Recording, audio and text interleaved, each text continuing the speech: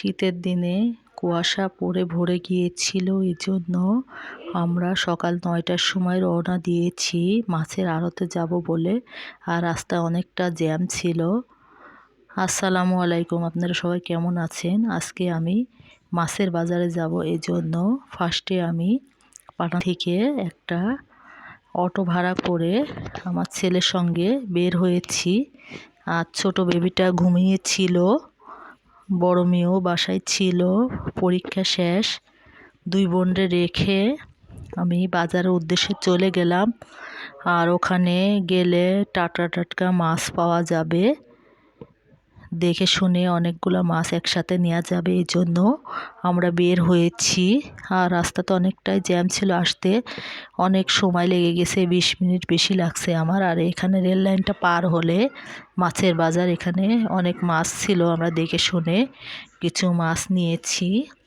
আর এখানে লোক সমাগম একটু দেরি হয়ে গিয়েছে, এজন্য কম ছিল। কম থাকার কারণে আমি মাছগুলো দেখে শুনে কিনতে পেরেছি।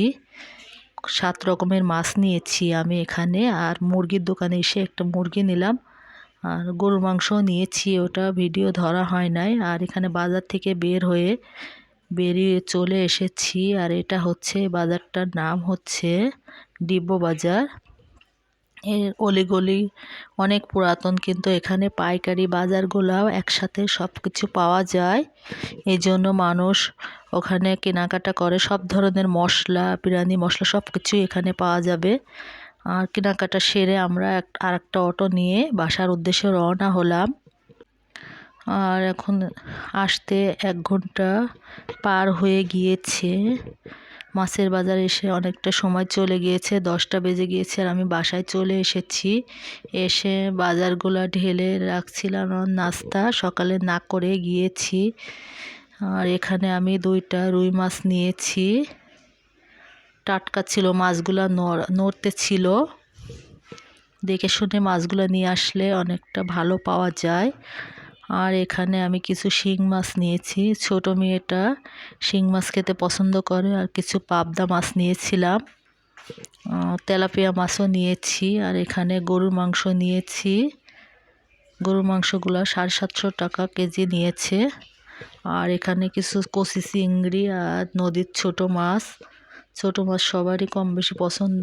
আর এখানে মেয়ে চা বসিয়েছিল, ডিম আর ভাজি আর চা দিয়ে আমরা সকালে নাস্তাটা বাজার থেকে এসেই করলাম। আর এখন মাছগুলা কাটার পালা, এগুলা কাটতে আমার অনেকটা সময় চলে যাবে, এদিক তো রান্নারও সময় চলে যাচ্ছে, কি আর করার। তো এখানে মেয়ে চাটা বানিয়ে নিচ্ছিল, আর আমি দুপুরে রান্নাটা বসিয়ে দিয়েছিলাম। এখানে ডালটা সিদ্ধ হয়েছে, এখন ডালটা রান্না করে রেডি করব। আর একসাথে 2টা কাজই করছি আমি। এদিকে মাছ কাটতে কাটতে আবার উঠে এসেছি, ডালটা রেডি করব, কারণ 12টা বেজে গিয়েছে। আর ছেলে আজকে ফর্ম ফিল আপ করবো, এই জন্য স্কুলও যেতে হবে। এখানে ডালটা রেডি। আর আমি কিছু মুরগির মাংস কেটে তাড়াতাড়ি চুলার উপরে বসিয়ে দিয়েছি।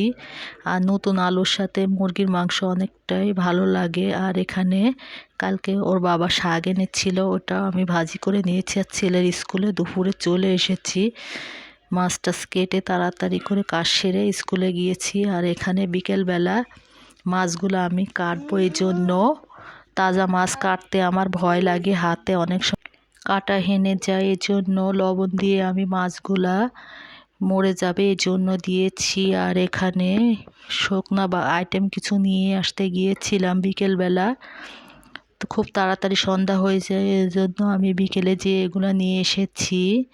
আর বাজার থেকে আমি একটা রোজ ওয়াটার এনেছিলাম। শীতে অবশ্যই রোজ ওয়াটারটা আপনারা ত্বকে অ্যাপ্লাই করবেন, ত্বক অনেক সুন্দর হবে, চকচকে হবে এবং অনেক কোমল হবে। আর ভিডিওটা ভালো লাগলে অবশ্যই লাইক করুন, শেয়ার করবেন। আল্লাহ হাফেজ।